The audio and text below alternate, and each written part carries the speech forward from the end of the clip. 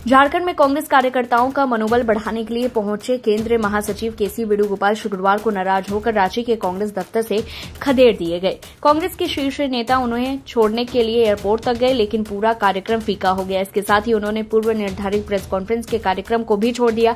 उन्होंने निकलने के क्रम में मौके पर मौजूद मीडिया कर्मियों से बातचीत भी नहीं की।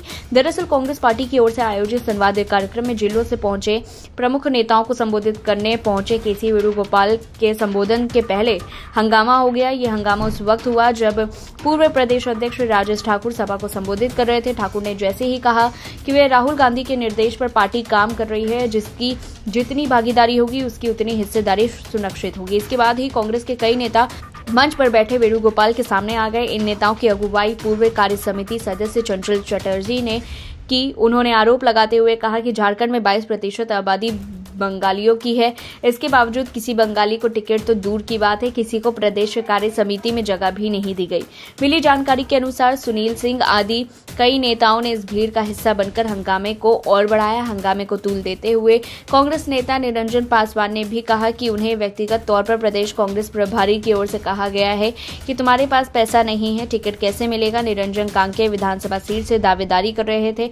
इतना कहते ही हंगामा और बढ़ गया। सुनील सिंह के बाद जगदीश साहू एवं अन्य कई नेता मंच के सामने आ गए और अपनी अपनी बातें बोलने लगे। इसके बाद किसी तरह से लोगों को समझाया गया और कार्यक्रम के मुख्य अतिथि केसी वेणुगोपाल का संबोधन शुरू हो चुका।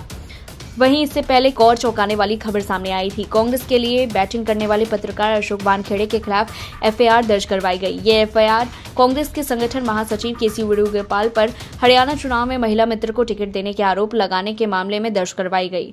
अशोक वानखेड़े ने एक यूट्यूब चैनल पर यह आरोप लगाया था और इसका वीडियो भी वायरल हो गई थी।